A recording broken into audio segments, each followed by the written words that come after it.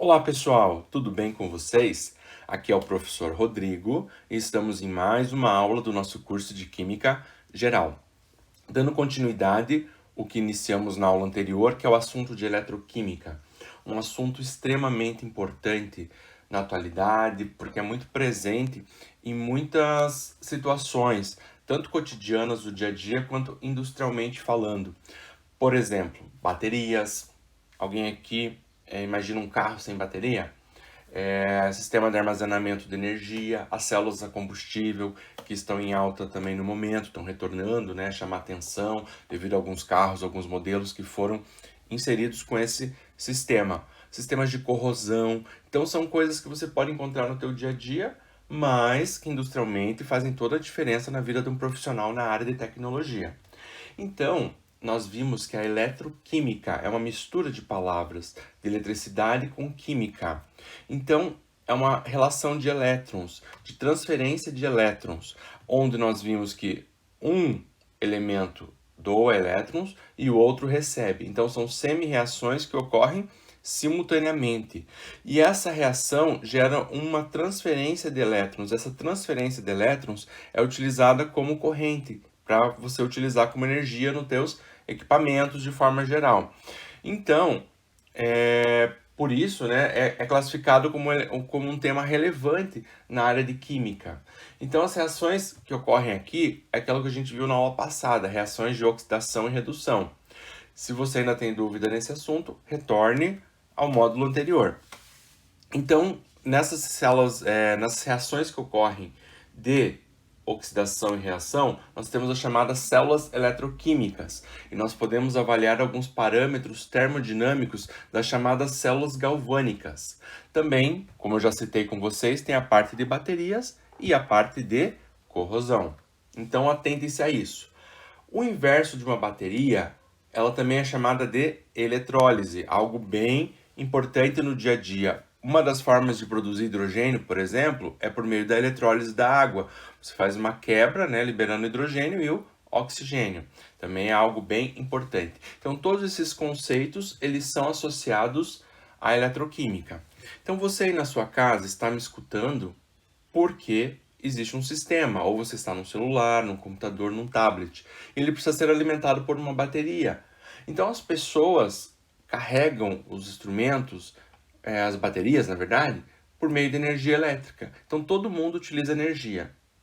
Todas as ações do cotidiano, elas exigem energia. Mas para os equipamentos, os instrumentos funcionarem, a gente precisa de energia elétrica. Então, você utiliza a luz na sua casa, quando você acende uma lâmpada, quando você utiliza um computador, um micro-ondas, tudo está usando energia, certo? Então, na atualidade, a dependência energética do homem é cada vez maior.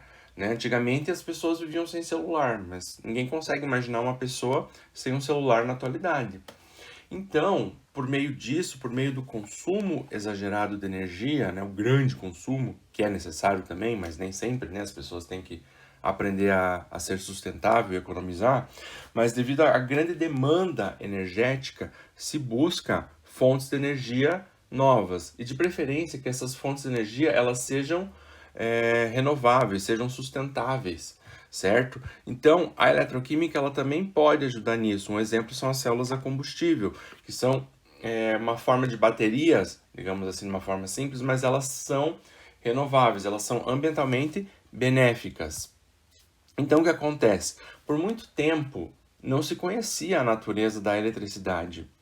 Até a metade do século XVIII, até que um cientista italiano chamado Luigi Galvani, ele descobriu que quando ele era tocado no músculo de animais mortos, e esses animais mortos estavam entre elementos metálicos, cilindros, né, com cargas, é, havia um espasmo muscular, os animais se mexiam, os animais estavam mortos. Então ele acreditava que a eletricidade ela vinha dos corpos, certo? Então ela acreditava que vinha dos músculos dos seres vivos. Então não se entendia a natureza da eletricidade, mas depois se descobriu que não. Por quê? Existiam dois metais entre os corpos diferentes. Então, alguns anos mais tarde, ainda no mesmo século, Um outro cientista chamado Alessandro Volta, ele sugeriu que a eletricidade era gerada devido à condição que os músculos estavam, porque eles estavam entre dois metais diferentes no cilindro. Então ali foi permitida a passagem de corrente, mas não que a corrente elétrica viesse do mundo viesse do corpo dos animais, dos músculos, né? Então, Alessandro Volta, ele provou que a eletricidade ela vinha dos metais. De que modo? Ele construiu uma torre de discos de diferentes metais alternados. E essa torre de discos, ela era separada por folhas de papel e nessa folha de papel você tinha uma solução química, um dicloreto de sódio. Então aqui nós temos um primeiro modelo de pilha que foi desenvolvido, que é chamado de pilha voltaica. Ele é uma espécie, um precursor da bateria que nós temos hoje em dia. Então ele é considerado como o primeiro dispositivo de armazenamento de eletricidade. Então se conseguiu armazenar eletricidade para se utilizar. A gente tem aqui uma forma de bateria simples. Então as células se chamam células galvânicas ou células também voltaicas. Existem esses dois termos, né, que são associados às baterias que nós temos hoje em dia, que é uma fonte bem comum de energia. Então, quando você está escutando um iPod, está com o teu celular utilizando, usa um laptop sem estar na tomada, é porque ele tem um sistema de carga, um sistema tem uma bateria que vai alimentar, certo? E também na parte automotiva, na parte industrial, existem as baterias, que tem como base nas células do Alessandro Volta, mas também recebe o nome de células galvânicas por causa do Luiz Galvani, que começou a estudar essa parte de eletricidade, tentou entender, né? O estudo dele foi aperfeiçoado depois. Então, na atualidade, as baterias são algo comum, de diversos tipos de material, mas a finalidade delas é armazenar energia para você poder utilizar de alguma forma, certo? Então, o funcionamento de uma bateria, ela é baseada, ela é totalmente fundamentada em eletroquímica. Então são semi-reações que ocorrem, e essas semi-reações, uma libera elétron, a outra recebe elétron, como nós vimos na aula anterior. E essa liberação de elétrons gera uma corrente, e essa corrente é utilizada para alimentar os sistemas. Então, a energia de uma bateria, ela vem do quê? Vem da reação redox, reação de redução e oxirredução, espontânea. Nessa, como eu já expliquei para vocês, a transferência de elétrons. Então, se coloca um fio, né? Nesse fio a condução de elétrons, porque um lado vai receber e porque um lado está doando, né? Elétrons. E esse fio é utilizado, né, para alimentar um sistema. Então, o aparelho que fornece eletricidade dessa forma, ele recebe esse nome de célula galvânica. Também aparece o termo de célula voltaica. Beleza? Então, as células eletroquímicas, elas são dispositivos que fornecem corrente elétrica por meio de uma reação química. E essa reação tem que ser espontânea, certo?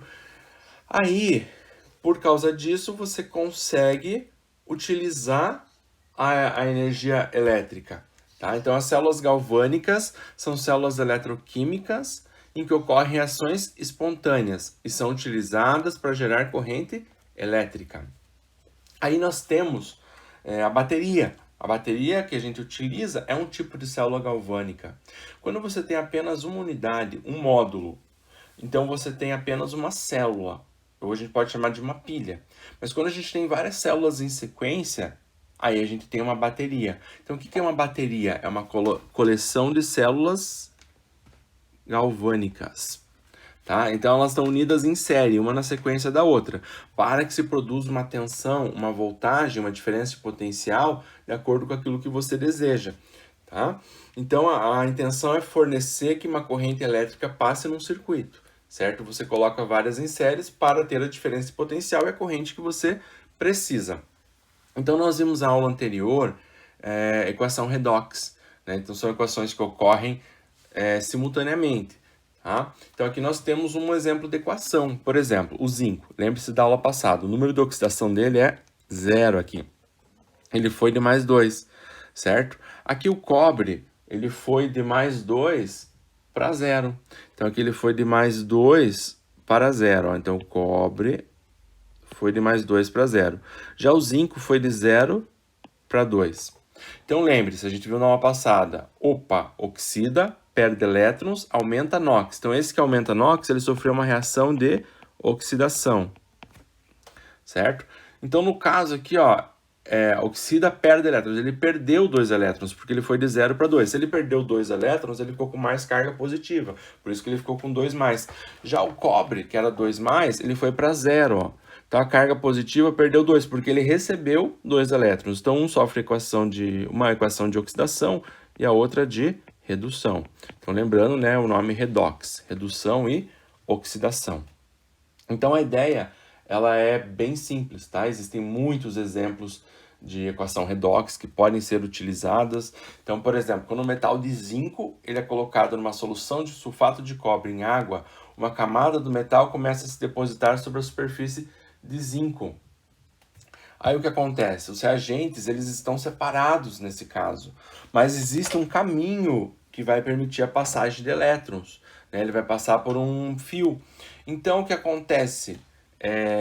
Esses elétrons eles vão passar do metal de zinco, né, para os íons de cobre. Os elétrons agora eles podem passar da espécie que oxida para a espécie que reduz. Então a gente viu ali na equação, né, que um sofre oxidação e outro sofre redução. Então quem oxida perde elétrons, que ele vai migrar em direção para quem reduz. Beleza até aqui? Então a célula galvânica trabalha dessa maneira, ela utiliza esse efeito. A célula galvânica ela é formada por 2 eletrodos. Por que 2 eletrodos? Porque num deles vai acontecer a reação de oxidação e no outro a reação de redução. Vamos imaginar uma situação aqui, ó. Eu tenho aqui um eletrodo e aqui eu tenho um outro eletrodo, certo? Então eu tenho 2 eletrodos diferentes. Eles não estão em contatos nesse caso de células galvânicas. Eles não estão diretamente em contato, eles têm que ser separados por um meio. Mas você vai ter o quê? 2 eletrodos. Eles podem ter vários formatos, esse eletrodo, certo? Mas eles são o quê? São 2 condutores metálicos. Por exemplo, um de cobre e outro de zinco. Então tem várias situações que você pode trabalhar. Um deles vai sofrer oxidação. O outro vai sofrer redução. Então, na verdade, vai haver uma migração de elétrons. Quem oxida perde elétrons. Então, imagine o que vai acontecer aqui, ó. Os elétrons vão fluir de um corpo para o outro. Mas para que isso aconteça, eles têm que estar ligados, têm que estar unidos. Então, aqui você tem algum cabo, uma conexão que vai permitir a passagem dos elétrons. Tá? Os elétrons representados por um E com um tracinho aqui, ó. Então, os elétrons vão fluir. Só que imagine assim, você tem que ter, para que ocorra, né, um circuito elétrico, você tem que ter um sistema fechado. Então você tem que ter um meio para que isso ocorra também, para que feche o circuito, senão o elétron não vai conseguir migrar. A reação tem que estar ocorrendo, tem íons também envolvidos. Então você tem que ter um meio. Esse meio que ocorre a reação, ele é chamado de eletrólito. Certo? Então, aqui você tem a condução, tem íons presente. Então, você tem a oxidação, que vai perder elétrons, e a redução, que vai ganhar elétrons. Então, você tem 2 eletrodos que não estarão diretamente em contato. Beleza? Então, é assim que funciona. E o condutor iônico é uma corrente elétrica carregada pelo movimento dos íons. Então, o eletrólito, em geral, é uma solução de algum composto iônico que vai formar íons em água.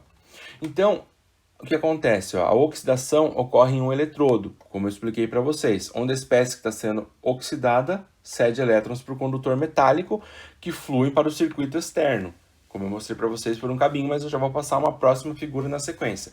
A redução ocorre no segundo eletrodo, onde a espécie que está sendo ligada coleta elétrons do condutor metálico, né, que está ligado ao circuito externo. Então aqui, ó, você tem um circuito externo, vai estar ligado no circuito externo, por exemplo, você pode colocar uma lâmpada aqui até para entender, né?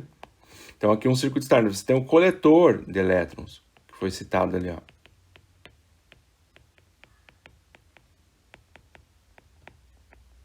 Tá? Então os elétrons vão fluir daquele que oxida para aquele que reduz. E você tem que ter uma solução iônica. Essa solução iônica, ela recebe o nome que eu já falei para vocês, de eletrólito. Existem vários modelos de eletrólito. Hoje em dia se utiliza eletrólitos sólidos, por exemplo, o papel que foi utilizado na célula do Alessandro Volta, só que ele tem uma solução, né? Ele foi embebido, como se diz, em uma solução iônica. Então ele tem a parte ali que vai fazer a condução. E você tem dois eletrodos diferentes. Então, um dos eletrodos sofre oxidação e o outro sofre redução. Então, um dos eletrodos é o anodo e o outro é o catodo. Existe o termo ânodo e cátodo também, né? Parece, mas os livros de ensino superior, os artigos científicos, eles usam mais um termo anodo e catodo, por mais que na escola você tenha se escutado, né? Ânodo e cátodo, mas os dois termos são aceitáveis, tá? Então, o anodo e o catodo representam os polos. Um é o polo positivo e o outro é o polo negativo, certo? Então, por isso que você tem uma pilha, você tem o polo negativo e o polo positivo. Então, aqui nós temos uma reação, nós temos uma espécie de uma pilha, de uma bateria, de uma célula voltaica. Lembre-se, uma unidade apenas, dois eletrodos, né, um sofrendo oxidação e redução em um meio, você tem uma unidade só, você tem uma célula. A partir do momento que você tem várias células em sequência da outra, aí você tem uma bateria. Então, uma bateria é uma sequência de células unitárias em sequência, a definição. Muitas vezes as pessoas não se atentam com esses termos, acabam utilizando como se tudo fosse a mesma coisa, mas o conceito químico não é assim. Então a reação, ela ocorre um fluxo de elétrons, né, que elas são empurrados de um para outro, porque o processo de oxidação perde, então ele vai empurrar e o processo de redução ganha, ele vai receber. Então esse fluxo externo, ele une os dois eletrodos, essa corrente que é utilizada para realizar o trabalho. Então, essa situação aqui, ó, eles são unidos, os eletrodos, aqui, ó, certo? Então, ele une, então você utiliza essa corrente para alguma forma, como alguma forma de energia. Então, o eletrodo que sofre oxidação, ele recebe o nome de anodo. Então, o anodo é o eletrodo que sofre oxidação. E você tem também o catodo, que eu já expliquei para vocês. Eles não estão em contato direto, mas eles são um sistema todo interligado. Já um eletrodo é o anodo, que é aquele que sofre oxidação. O outro é o catodo. O catodo é o eletrodo que sofre redução. Então, essa é a ideia simples de uma célula galvânica. Aí, comercialmente, se põe sinais, né? Você tem um polo positivo e um polo negativo. Então, a célula galvânica comercial, ela tem o catodo marcado como sinal positivo e o anodo como sinal negativo. Então, o catodo positivo e o anodo é o polo negativo, tá? Então, assim, existe um desenvolvimento, né, de trabalhos, de baterias, de pilhas. Então, um dos primeiros também que propuseram o modelo, né, foi Daniel. Ela é chamada a célula de Daniel. Então, na célula de Daniel é trabalhado com zinco e cobre. Então, o zinco ele sofre oxidação. Ele vai do NOx 0 para 2 mais, ó. Opa! Então, ele vai aqui de 0 para 2 mais. Então, aqui ele sofre uma oxidação. Já o cobre ele vai de mais 2 para 0. Então, ele sofre redução. Então, observe aqui, ó. O zinco vai perder 2 elétrons e o cobre vai tender a ganhar 2 elétrons, tá? Então, são reações que ocorrem do quê? Eles ocorrem de maneira simultânea, ó, ocorrem simultaneamente. Mas elas não ocorrem no mesmo lugar, porque uma acontece no anodo e outra acontece no catodo. São dois eletrodos diferentes, que eles vão estar separados, mas tem que fluir íons e tem que fluir elétrons. Então, esse sistema ele tem que estar interligado. Um fio de ligação que permite a corrente de elétrons, e o eletrólito, onde os íons, o eletrólito, onde os íons vão fluir, certo? É assim que funciona a célula, uma célula voltaica, né? Então, a célula de Daniel é a situação que tem zinco e cobre. Então, os metais, um de zinco e de cobre, são os dois eletrodos, tá? E a célula de Daniel, ela está em uma solução de ZnSO4 e CuSO4. E essa célula é chamada de célula de Daniel. Então, aqui nós temos as duas semi-reações, né? Então, nós temos o cobre, que oxida, né? O cobre que reduz. Então, ele recebe elétrons e resolve uma redução de NOx. E temos o zinco, que oxida, perde elétrons e aumenta o NOx. Então, usualmente, são semi-reações chamadas. Então, aqui nós temos semi-reações. Deixa eu mudar a caneta aqui. Então, são as semi-reações. E essas semi-reações ocorrem uma num eletrodo e a outra no outro. Mas o que acontece aqui? Usualmente, nós trabalhamos com a chamada equação global. Nós somamos as duas equações. Aqui, o cobre, ó, ele está sofrendo uma redução, ele foi de +2 para 0, então ele está recebendo elétrons. Como a gente viu na aula passada, quem recebe elétrons a gente representa do lado esquerdo. O zinco, ele está sofrendo uma oxidação. Então aqui uma redução e aqui uma oxidação. Tá? Então ele recebe elétrons. Desculpa, ele perde elétrons. Então, quem oxida, ele perde elétrons, que é representado aqui do lado direito. Então eu faço o que agora? Eu somo as duas equações. Se uma recebe elétrons e a outra perde elétrons, a soma total vai ser 0, porque você tem ganho e perca. Então, de um lado, você recebeu 2 elétrons, do outro lado, você perdeu 2 elétrons. Então, o balanço é 0. Por exemplo, ganhei R$2 e perdi R$2. Fiquei com nada, né? O balanço é 0. Aí eu somo as duas equações. Então, vai ficar o cobre, 2+, mais o zinco, formando cobre sólido, né? E zinco 2+. Então, aqui ocorreu essa situação. Beleza? Então, aqui nós temos a chamada reação global. Então, essa aqui é a reação global da pilha de Daniel. Usualmente, quando você pega uma pilha e uma bateria, você tem a reação global. Mas você tem que entender que ela ocorre por meio de semi-reações, porque elas ocorrem uma num eletrodo e outra no outro eletrodo. Uma ocorre no catodo e a outra ocorre no anodo, certo? Mas então assim, não basta eu ter os dois eletrólitos, desculpa, os dois eletrodos, um de cobre e outro de zinco. Você tem que ligar esse sistema. Então eles têm que ser ligados por um condutor que vai permitir que os íons passem, né, tanto os cátions quanto os ânos, que eles possam se mover de um compartimento para o outro. E eles também têm que estar ligados, né, de uma forma que transfira os elétrons. Então aqui a gente tem uma ponte salina na célula de Daniel. A gente tem aqui, ó, algodão, né, que é embevecido na solução. Então você tem os íons, ó. Então os íons eles circulam aqui pela ponte salina. Beleza? Agora o que acontece? É uma solução que permite a passagem dos íons, né? Porque o zinco é 2+, você tem o cobre 2+ ali, tá? Vai ter uma transferência. Aí os elétrons circulam, ó, você consegue utilizar essa forma de energia. Então esse é o funcionamento de uma pilha. Essa aqui é a chamada célula de Daniel. Então imagine que muitas vezes você precisa quantificar isso. Será que minha bateria é boa? Será que ela tem a potência suficiente que eu preciso para armazenar um sistema? Imagine uma situação, você está na tua casa, você sabe que você tem energia elétrica. Por que você tem energia elétrica? Porque você recebe da operadora, certo? Mas você recebe porque existe uma diferença de potencial. Essa diferença de potencial, usualmente quando a gente compra um aparelho, você tem que ver lá se é 110 ou 220.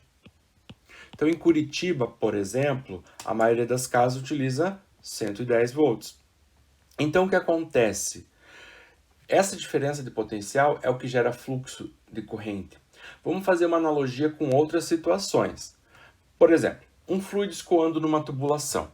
Você sabe por que um fluido escoa numa tubulação? Então, imagine que você tenha aqui uma tubulação e nessa tubulação o fluido está ali escoando, tá? Então, o que acontece ali? Você tem o fluido escoando, vou fazer de uma forma bem simples para ficar entendido. Ele só escoa porque existe uma diferença de pressão. Então, o fluido escoa da pressão maior para a pressão menor, você tem um escoamento. Se as pressões são iguais, o fluido não escoa, o líquido e o gás não vai escoar na tubulação, então tem que existir uma diferença de pressão. Calor é a mesma coisa, calor é energia em movimento. O calor é uma energia que vai do corpo de maior temperatura para o corpo de menor temperatura. Então aqui você tem o calor. A corrente, ela também existe, ela é gerada por causa de uma diferença. Então essas diferenças, elas geram fluxo. Aqui no caso eu tenho diferença de potencial. Então a gente chama aqui, ó, potencial, vou até usar outra cor aqui, né? Potencial 1 e potencial 2. Opa. Deixa eu arrumar aqui. Potencial 1 e potencial 2. A diferença de potencial vai fazer os elétrons circulares. Então, os elétrons circularem. Então, a diferença de pressão faz o fluido escoar numa tubulação. A diferença de temperatura faz o calor ir de um corpo para o outro. A diferença de potencial faz os elétrons circularem. Então, aqui em Curitiba, por exemplo, você tem que ver ali se você tem o aparelho 110, 220, né? A maioria das casas utiliza essa diferença de potencial de 110. Então você recebe uma carga porque existe essa diferença de potencial. Então você recebe corrente para você utilizar nos teus instrumentos, aquilo que você precisa, certo? Então essa diferença de potencial é bem importante. Então às vezes você pega um sisteminha de bateria, uma pilhazinha simples, uma célula unitária, aí você vai lá medir a diferença de potencial. Vou inventar aqui qualquer valor. Imagina que você mediu ali, deu 0,4 volts. Então é uma diferença de potencial baixinha, não vai ter a corrente que eu preciso. Então às vezes eu não vou conseguir alimentar o sistema que eu preciso. Então às vezes uma unidade só é pouco. Então você tem que ir colocando várias em sequência até que chegue na diferença de potencial que você precisa, a diferença de potencial que você deseja. A diferença de potencial, vou chamar aqui a diferença de potencial, é representado na química pela letra E. Às vezes você pega um livro de física, chama de letra V, tem livro que chama de letra U. Então, assim, diferença de potencial, E. É o símbolo que nós representaremos aqui na química. Então, esse E é a diferença de potencial. Então, a célula galvânica, ela vai ter essa capacidade de transferir elétrons em função da diferença de potencial, representado aqui pela letra E. Então, a gente mede o potencial em volt, como eu já adiantei para vocês. Tá? Então, o potencial é expresso em uma unidade elétrica, e essa unidade recebe o nome de volts. Certo? Então, o que é volt? Se a gente pegar a definição de diferença de potencial elétrico, ela é energia potencial dividido pela carga.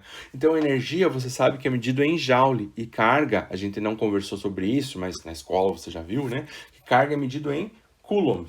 Então, joule por coulomb é a unidade de volt, então a quantidade de energia por carga. Então, isso que é o volt. É assim que você aprende a associar aquilo que você precisa. Então, existem alguns termos. Será que se eu colocar dois metais para reagir, isso vai ocorrer? Vai ser espontânea a minha reação?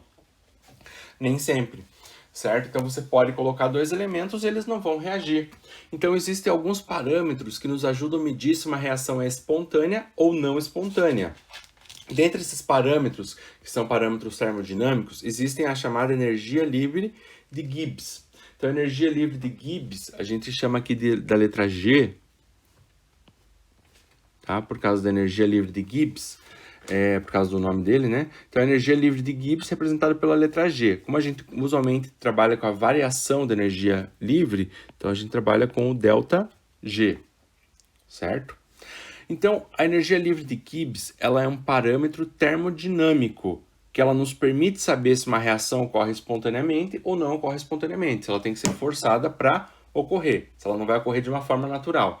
Então, a reação que você colocou reage naturalmente, é uma reação espontânea, senão ela não é uma reação não espontânea. Então, a energia livre de Gibbs, ela nos ajuda a entender isso. Quando você tem um valor de Gibbs negativo, ou um valor de Gibbs positivo, né, o valor negativo significa que a reação é espontânea.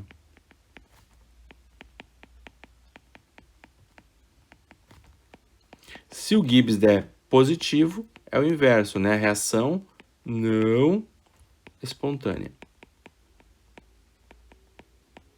Pode dizer que ela não é espontânea. Tá? Existe uma equação que o Gibbs forneceu para a gente. Essa equação é dada pelos seguintes termos. Então, ΔG igual a menos FE. Se você olhar aqui o E, ele tem um símbolo que parece aquele símbolo do grau, e o G também. Esse símbolo aqui, ó, significa que ele foi medido em uma condição padrão.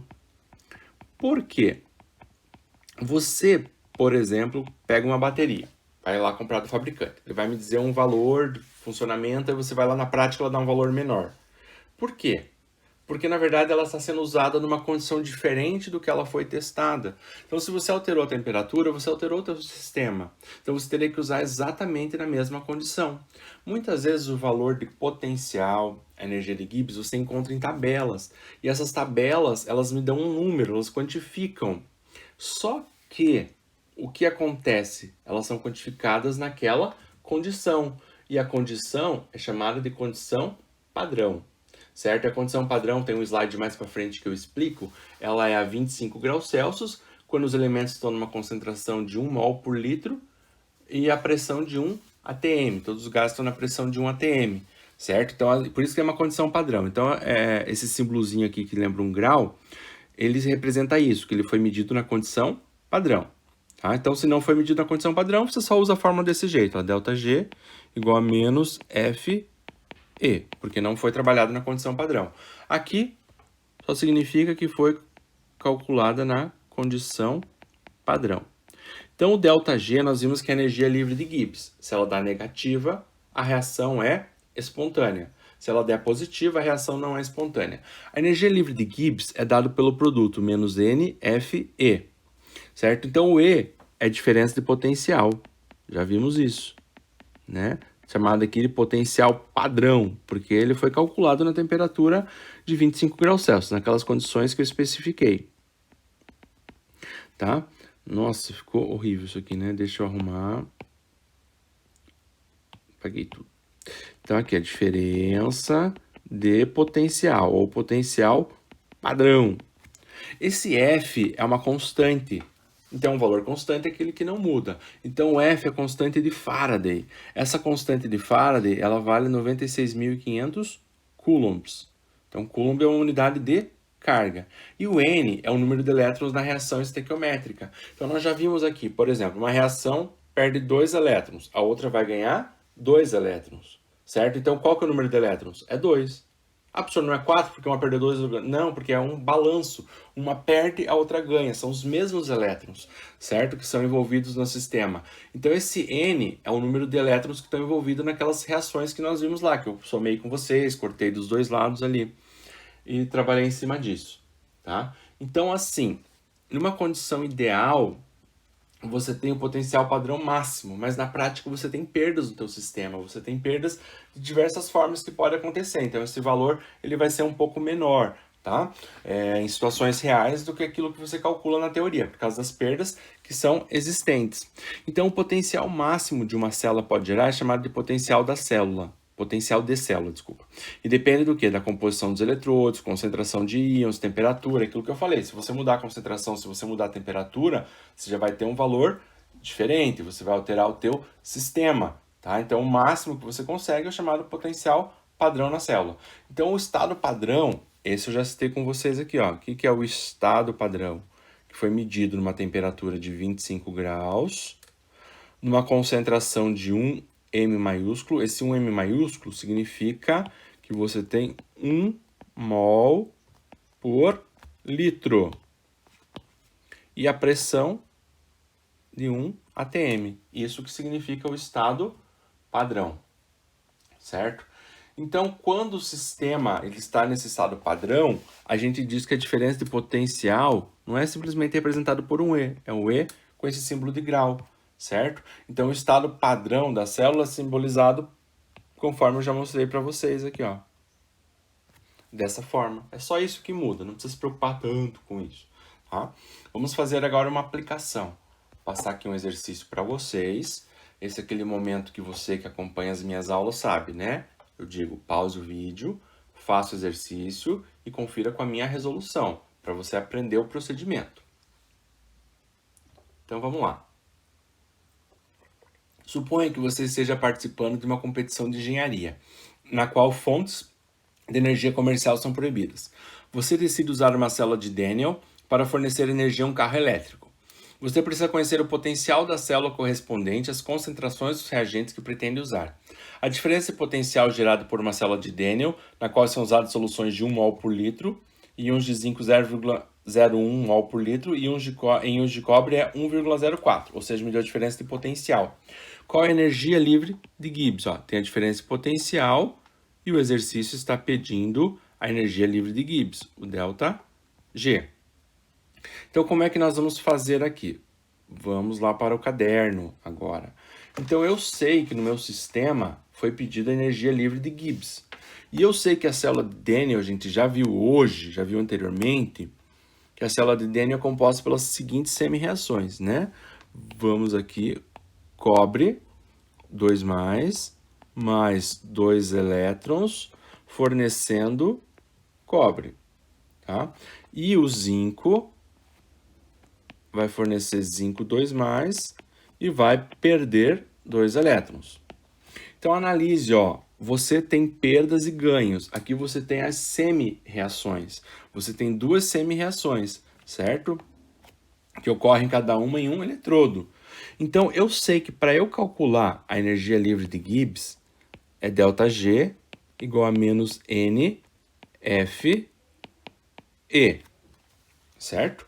O enunciado me deu que a diferença de potencial é 1,04 volts. Então, a diferença de potencial é 1,04 volts. Você sabe que o F é a constante de Faraday, que eu já passei para vocês, que é 96.500 coulombs. E esse N? Esse N é o número de elétrons envolvidos. Então, você tem que olhar a tua reação, ó.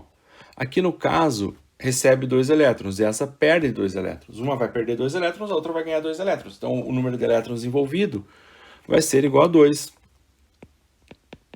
Então, você precisa calcular a energia livre de Gibbs. Super simples. Então, ΔG igual a menos, o número de elétrons é 2, vezes 96.500, vezes o E, que é 1,04.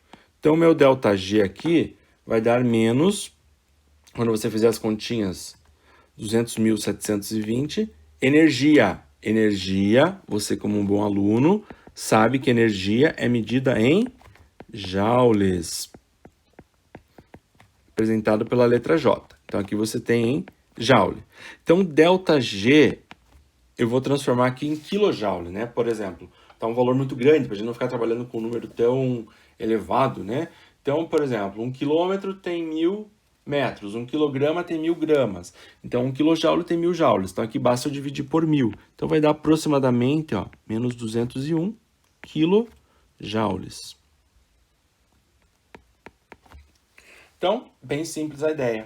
E você sabe que essa reação, ela o quê? É espontânea ou não espontânea? Então, a tua resposta deve ter sido espontânea. Por que ela é espontânea? Porque o ΔG é negativo. Então, ΔG menor que zero, negativo, né? Reação espontânea. Beleza? Então, bem simples a ideia, bem simples a forma de se trabalhar. Então, você tem duas semi-reações, como eu falei para vocês aqui. Né? Então, você tem uma reação que sofre oxidação e outra que sofre redução. Como eu falei para vocês, esse I muitas vezes ele é tabelado na condição padrão, na condição ali de 25 graus Celsius. Então, você tem o E de uma reação e o E de outra reação. Como que você acha a diferença de potencial da reação global? Então, a diferença de potencial é o E de redução. Opa, não vi que estava na caneta, pensei que estava no marca-texto. É o E de redução menos o E de oxidação. Então, aqui você tem a diferença de potencial a 25 graus, porque esses valores vão ser tabelados muitas vezes. Então, a gente tem aqui algumas tabelas, por exemplo. Tabelas são as meia-reações, são as semi-reações. E essa aqui, ó, são reações de redução. Ó, potencial padrão, porque está a 25 graus Celsius. Então, aqui você tem a diferença de potencial entre eles, ó. Potencial está em volts. Então, aqui, por exemplo, a primeira reação é o flúor. Ó, o flúor tá aqui, ó, ele tem um potencial padrão de mais 2,87.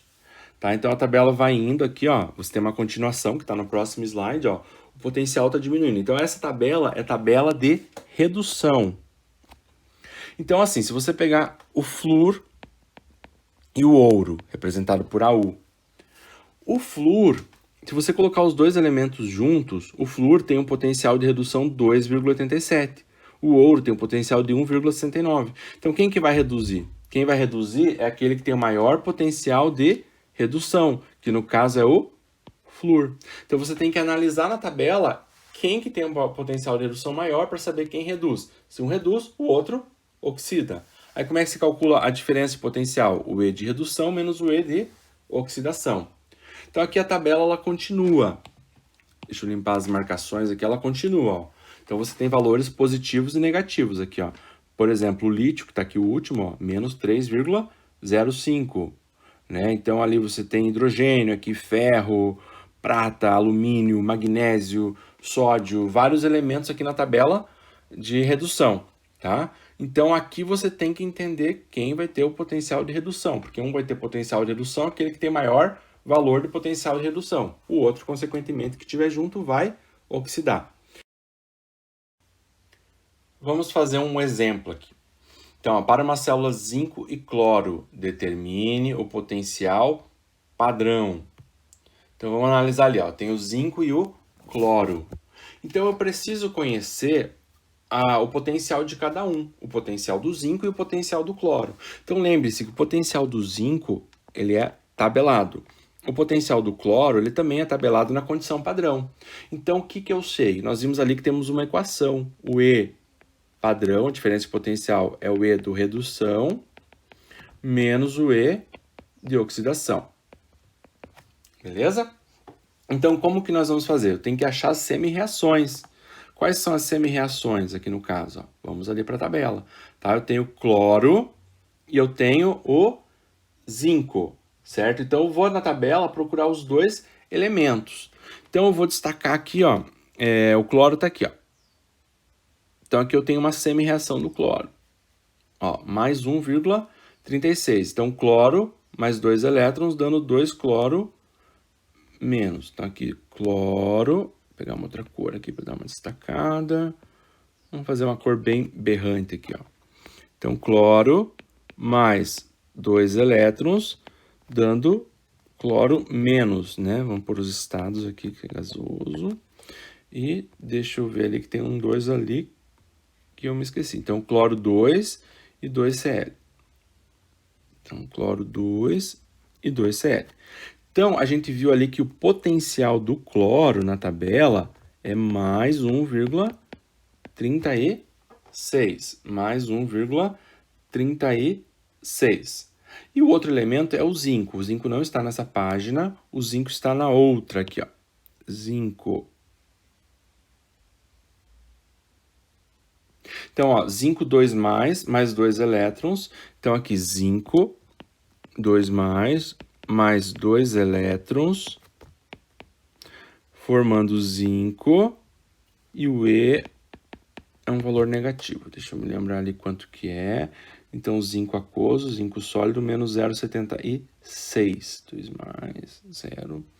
Então, aqui no caso ele está aquoso, e aqui ele está sólido, menos 0,36. Então, a primeira pergunta que eu faço para vocês, você tem duas equações de redução, certo? Se eu estou com zinco e cloro, como que eu vou saber quem oxida e quem reduz? Se eu tenho duas equações de redução, você vai analisar o potencial de redução.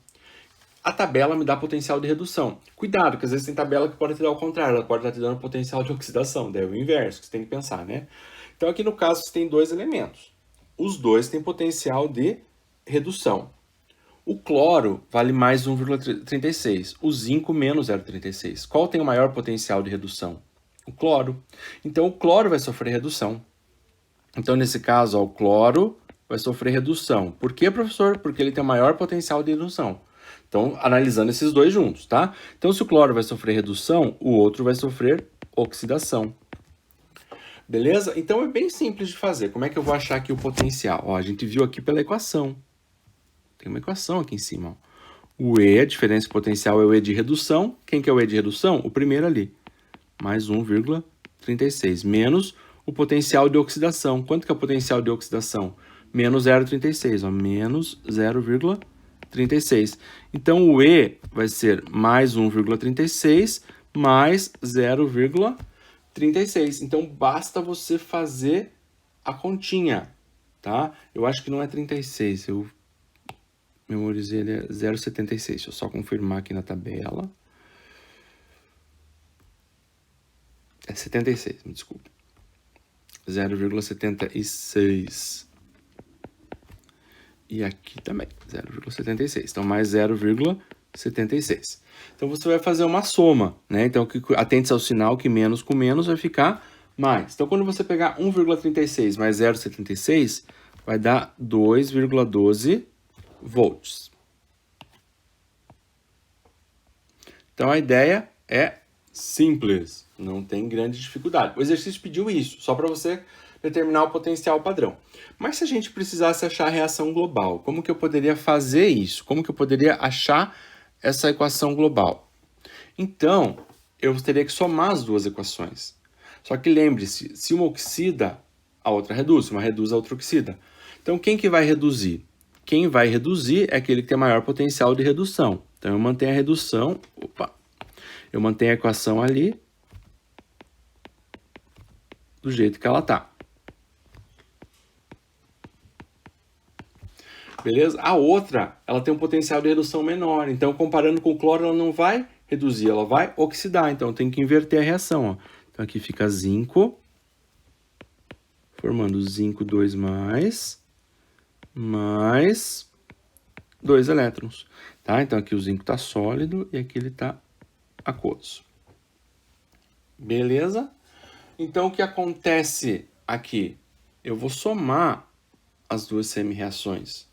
Eu tenho o elétron de um lado e do outro, porque uma ganha, a outra perde. Então, aqui vai ficar cloro 2 mais zinco, fornecendo 2 cloro menos mais zinco 2+. Então, aqui eu tenho a reação global. Então, não esqueça, essa reação global, ela vem de duas semi-reações. Beleza?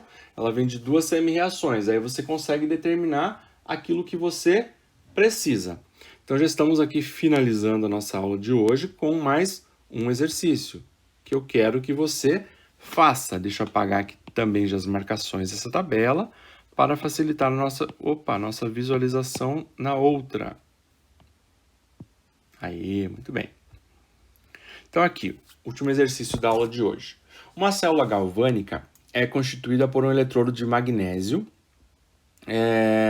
mergulhado em uma solução de 1 mol ali, de MgNO3, né, parênteses 2, e por um eletrodo de Ag, que é prata, né, mergulhado em uma solução de 1 mol, 1 molar, que é CM maiúsculo, que é 1 mol por litro, né, de AgNO3. Então, calcule a força eletromotriz, né, padrão, a diferença de potencial, o E, da célula a 25 graus. Então, ó, você tem dois eletrodos, certo? Analise aqui comigo, ó. Um é o magnésio, o outro é a prata. Então, eu preciso entender, tendo magnésio e prata. Vamos ali para a próxima situação, problema. Tá? Então, ali eu tenho magnésio e prata. Eu preciso achar o quê? As semi-reações. Como que eu acho as semi-reações? Eu vou para a tabela. Então, aqui no caso, ó, vamos ver aqui... Deixa eu achar e pôr um marca-texto ali. A prata está aqui.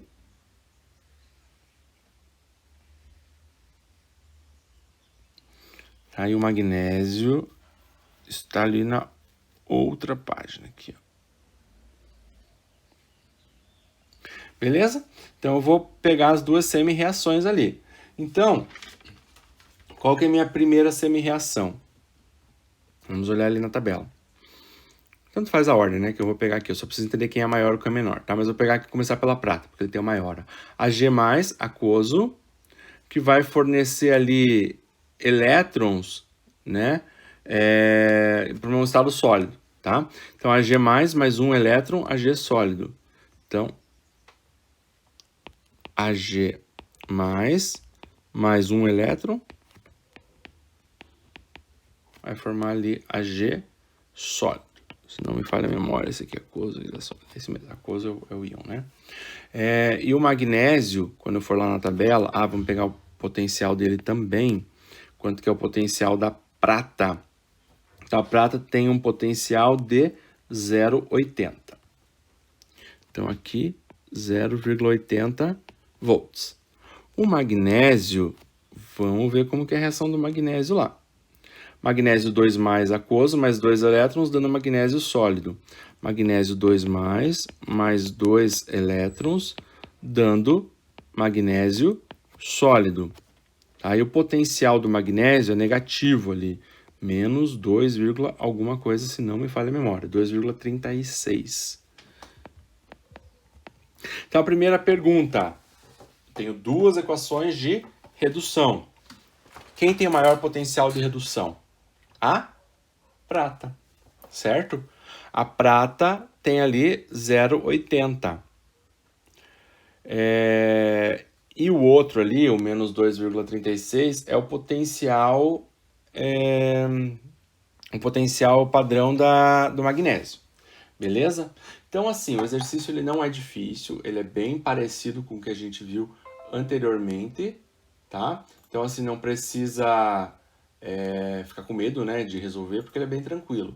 Só uma questão que tem que ser cuidada, né, se você precisar da reação global. Eu vou fazer a reação global para vocês analisarem.